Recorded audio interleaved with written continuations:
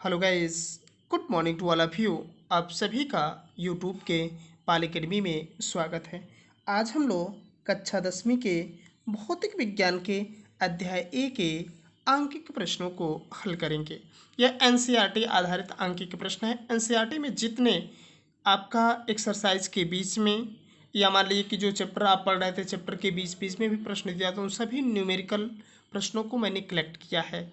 इसमें पहला प्रश्न है आपका, एक गोलीय दर्पण। जब गोलीय दर्पण कह दिया तो वह उत्तल भी हो सकता है, अवतल भी हो सकता है। कि वक्रता त्रिज्या को किससे डिनोट करते हैं? आर से। तो गोलीय दर्पण की वक्रता त्रिज्या पहले आप लिख लीजिए, जो मिलता जाए। वक्रता त्रिज्या आर बराबर, जब वह गोलीय दर्पण कह दिया तो आपको प्लस माइनस लिखने की आवश्यकता नहीं है, केवल आप 20 सेंटीमीटर लिख देंगे। इसकी फोकस दूरी ज्ञात कीजिए। फोकस दूरी ज्ञात करना है, यानी एफ आपको ज्ञात करना। आप जानते हैं कि फार्मूला एफ बराबर आर अपन टू। देखिए इस चैप्टर में 2-3 फार्मूले आप याद करेंगे। एफ बराबर R upon two, 1 upon F बराबर 1/v प्लस 1/u। ये आपका दर्पण के लिए। वहीं लेंस के लिए 1/f बराबर 1/v माइनस 1/u। जहाँ f फोकस दूरी है, r वक्रता त्रिज्या है। f फोकस दूरी है, v आपके दर्पण जो है उसके ध्रुव से प्रतिबिंब तक की दूरी है, u दर्पण के ध्रुव से वस्तु तक की दूरी है। इसमें जो लेंस के लिए होता है, u आपका प्रकाश के केंद्र ओ से या कहीं कहीं सी देता है। प्रकाशिक के केंद्र सीधे समझिएगा, या लेंस समझिए, लेंस से प्रतिबिंब तक की दूरी, और यू आपका लेंस से वस्तु तक की दूरी। अब देखिए कि एफ बराबर आर आपका 20 सेंटीमीटर है, 20/2, 20।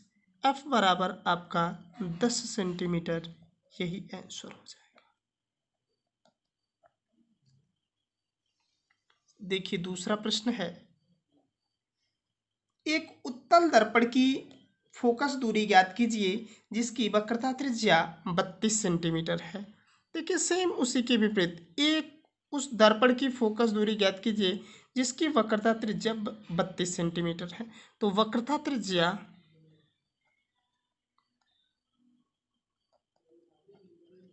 आर बराबर आपका 32 सेंटीमीटर, जिसकी वक्रता त्रिज्या 32। फोकस दूरी एफ इसमें भी ज्ञात करना है।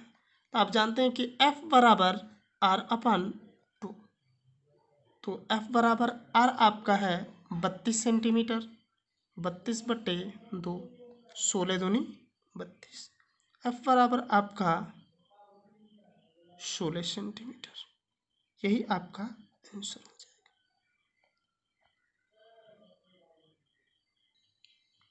देखिए तीसरा प्रश्न है, कोई अवतल दर्पण अपने सामने 10 सेमी की दूरी पर रखे किसी बिंब का 3 गुणा, यानी 3 गुना, वही चीज़ है 3 गुना, इसमें गुणा आवर्धित यानी बड़ा वास्तविक प्रतिबिंब बनाता है। प्रतिबिंब दर्पण से कितनी दूरी पर है? पहले तो जो चीज़ें दिया उसे आप लिख लीजिए। फिजिक्स का न्यूमेरिकल लगाने का आसान तरीका, कोई अवतल दर्पण के सामने 10 सेमी की दूरी पर रखे किसी बिंब यानी वस्तु, यानी दर्पण के ध्रुव से वस्तु तक की दूरी आपकी u हो जाती है।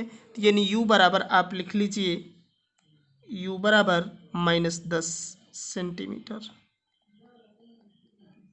यानी यूँ समझिए, दर्पण के ध्रुव, बिंब मतलब वस्तु ही, अब प्रतिबिंब मतलब जो उसका चित्र बना है। यानी 10 सेमी की दूरी पर रखा गया तो u बराबर -10 है।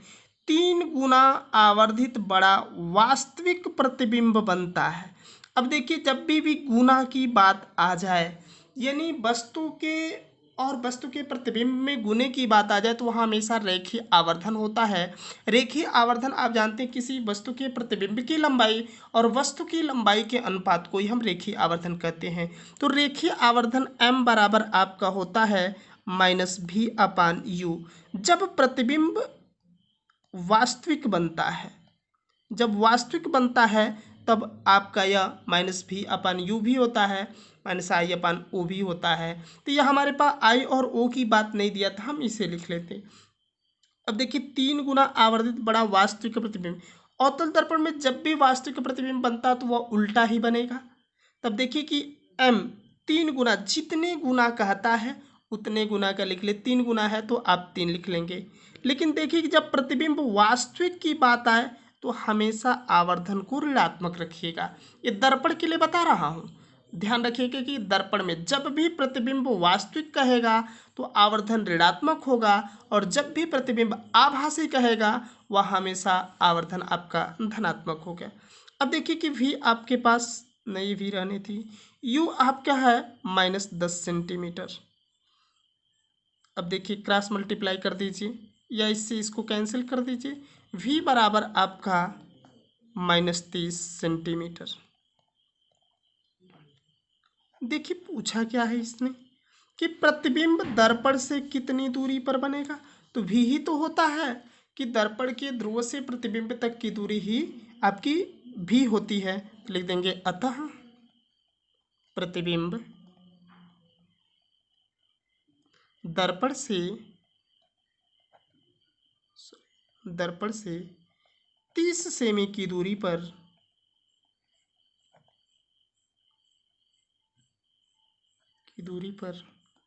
बनेगा। बस यही आपका आंसर हो जाएगा। प्रश्न संख्या 4 है, प्रकाश वायु से 1.50 अपवर्तनांक की कांच की प्लेट में प्रवेश करता है, यानी वायु से कांच में प्रवेश करता है। कांच में प्रकाश की चाल कितनी है? निर्वात में प्रकाश की चाल यदि 3 × 10⁸ मीटर प्रति सेकेंड है।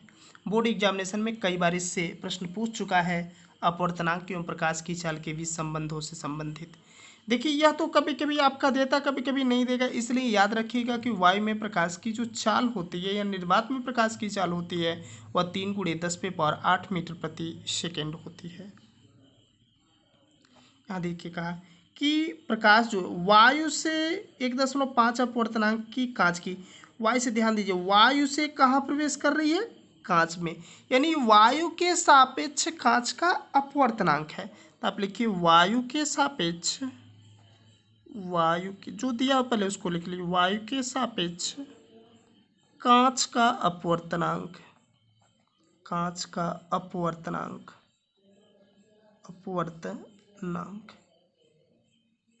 जो वीडियो मैंने बनाया है इससे पहले इस चैप्टर से, उसमें आपको बताया भी कैसे लिखे, यानी वायु के सापेक्ष यानी ANG लिखते हैं। 1.5 आपका दे दिया है। कांच में प्रकाश की चाल ज्ञात करना है। कांच में प्रकाश की चाल आपको ज्ञात करनी है। निर्वात में प्रकाश की चाल, निर्वात में प्रकाश की चाल, प्रकाश की चाल 3 × 10⁸ मीटर प्रति सेकेंड है। अब हमें यही निकालना, ये जो दिए इससे फार्मूला आप देखिए कितना इजी तरह से बना सकते हैं। डायरेक्ट लिख सकते हैं ANG, वायु के सापेक्ष कांच के अपवर्तनांक को शॉर्ट फॉर्म में आप ANG लिख सकते हैं। अब देखिए इससे फार्मूला जो क्रिएट होता है, पहले आपका एयर है ना, तो लिखिए वायु में प्रकाश की चाल बटे दूसरा क्या है? कांच है, लिखेंगे कांच में, नहीं पहले जो है ऊपर रहेगा, बाद वाला नीचे, कांच में प्रकाश की चाल, प्रकाश की चाल। देखिए ANG आपका 1.5 है। वायु में प्रकाश की चाल, वायु में प्रकाश की चाल, वायु में प्रकाश की चाल या वही निर्वात जिसे बोलते हैं, निर्वात में प्रकाश की चाल आपकी वही है कि 3 × 10⁸ बटे कांच में प्रकाश की चाल, उसको C से हम दर्शा भी लेते हैं कि ये डायरेक्ट हम लिख भी सकते हैं कि कांच में प्रकाश की चाल, सॉरी इसे लिखते हैं C से, वायु में प्रकाश की, तो इसे लिख लीजिए कांच में, यानी आप VG लिख सकते हैं कि कांच में प्रकाश की चाल, प्रकाश की चाल। देखिए क्रॉस मल्टीप्लाई कर दी, इसका इधर, इसका इधर, तो आपका 1.5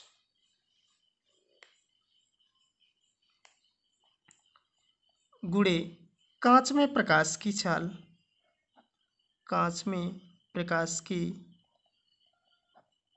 चाल बराबर 3 गुणे 10⁸ इधर गुणा है तो उधर जाएगा तो भाग। कांच में प्रकाश की चाल बराबर 3 गुणे 10⁸ इधर गुणा है तो इधर जाएगा तो भाग 1.5 यानी 1.5 से 3 दो बार में कट जाएगा, अर्थात आपका होगा 2 गुणे 10⁸ मीटर प्रति सेकेंड। यही आपका आंसर हो जाएगा। देखिए इसी का 5वां प्रश्न है, कोई उत्तल लेंस किसी सुई का वास्तविक तथा उल्टा प्रतिबिंब उस लेंस से 50 सेमी की दूरी पर बनाता है, यानी उल्टा प्रतिबिंब बनाता है 50 सेंटीमीटर पे। तो जो है पहले उसको लिख लीजिए, यानी प्रतिबिंब बनाता है यानी v है, तो v बराबर आपका कहा कि कोई उत्तल लेंस किसी सुई का वास्तविक तथा उल्टा प्रतिबिंब उस लेंस से 50 सेमी की दूरी पर बनाता है, तो यानी v आपका प्लस ही होता है, v बराबर 50 सेंटीमीटर। प्लस लिख दीजिए या ना लिखिए।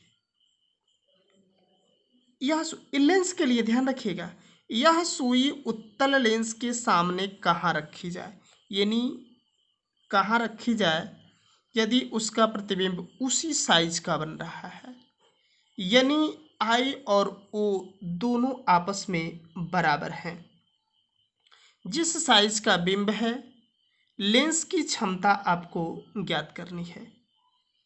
अब देखिए कि लेंस की क्षमता हमको ज्ञात करनी, लेंस की क्षमता यानी P निकालनी, और P बराबर होता है आपका 1/f, या आप इसी को लिख लेते हैं 100/f, यानी ये फार्मूला है। आपको टारगेट अब बनाना, हमको f चाहिए लेंस की चाहिए, आपके पास v है u नहीं है, यानी हम इसका जब I और O दोनों बराबर है तो हम इसका आवर्धन निकाल सकते हैं।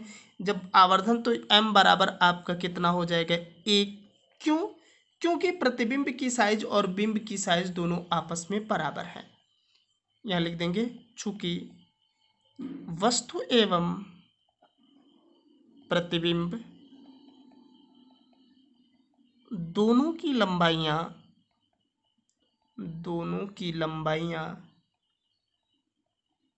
लंबाइयाँ समान है।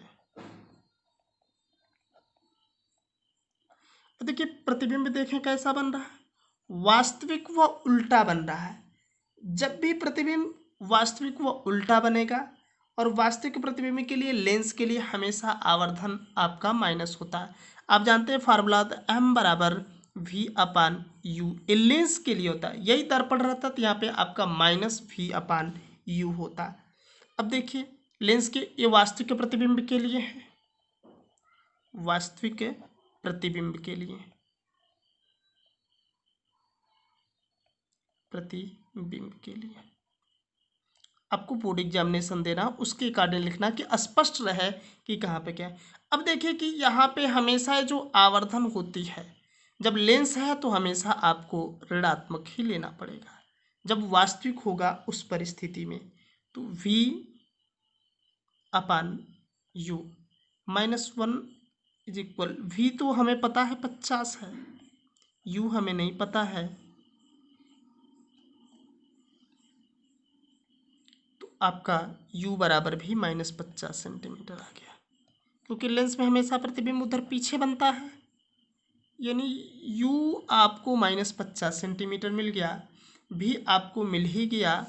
अब हमको f चाहिए, क्योंकि बिना f के हम लेंस की क्षमता नहीं निकाल सकते। तो आप जानते हैं या हम सभी जानते हैं कि 1/f is equal 1/v minus 1/u, यानी ये लेंस के लिए आपका फार्मूला होता है।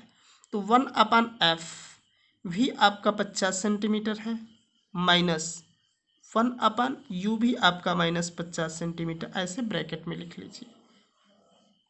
तो 1/f is equal 1/50 minus minus plus 1/50। तो 1/f इज इक्वल, दोनों का एलसीएम 50 ही है, 1 + 1 यानी 2/50 लिख सकते हैं। 2 × 1 = 2, 225 यानी f बराबर आपका 25 सेंटीमीटर, वो भी धनात्मक आया तो उत्तर लेंस ही होगा। अब देखिए लेंस की क्षमता निकालनी है, तो आप जानते हैं कि लेंस की क्षमता P बराबर, जब सेंटीमीटर में आता फार्मूला लगा दीजिए 100/f। तो 100/f की वैल्यू 25 है, 25 चौको 100। तो P बराबर आपका 4 डायोप्टर। ये लेंस आपका उत्तल है तो हमेशा प्लस ही आएगा, यही आपका आंसर हो जाएगा। इसको खुद सॉल्व करिए, फिर देखिए कहाँ पे आपसे गलती हो रही है। 6वां प्रश्न है और अंतिम प्रश्न है, 2 मीटर फोकस दूरी वाले किसी अवतल लेंस की क्षमता ज्ञात कीजिए। जब लेंस अवतल है, हमने बताया भी आपको उत्तल और अवतल, ये छोटा परिवार है, छोटा है, देखिए 1 2 3 3.5 ही है, और ये बड़ा है। छोटा परिवार सुखी परिवार हमेशा प्लस में रहेगा, बड़ा परिवार दुखी परिवार हमेशा माइनस यानी कर्जे में रहेगा भाई, बाल बच्चों की व्यवस्था करने में। तो वही कह रहा है कि 2 मीटर फोकस दूरी के किसी अवतल लेंस, अवतल लेंस है तो अवतल लेंस की फोकस दूरी दिया है, यानी फोकस दूरी f बराबर आपका -2 मीटर। आपको क्षमता निकाले, लेंस की क्षमता P बराबर 1/f। तो P बराबर 1/f के जगह -2 है, तो आप P बराबर आपका 2 × 5 = 10 हो जाएगा, यानी -0.5 डायोप्टर। लेंस की क्षमता का मात्रक आपका डायोप्टर होता है। इस तरह एनसीईआरटी में जो प्रश्न दिए थे, एनसीईआरटी आधारित जितने भी प्रश्न दिए थे, एनसीईआरटी के प्रश्नों को हम लोगों ने हल कर लिया। यदि आपको अन्य किसी प्रकाशन, नूतन प्रकाशन या बालाजी किसी भी प्रकाशन का यदि आपको न्यूमेरिकल चाहिए तो कमेंट बॉक्स में कमेंट करिए, हम उसकी भी वीडियो बनाकर अपलोड कर देंगे। Thanks for watching the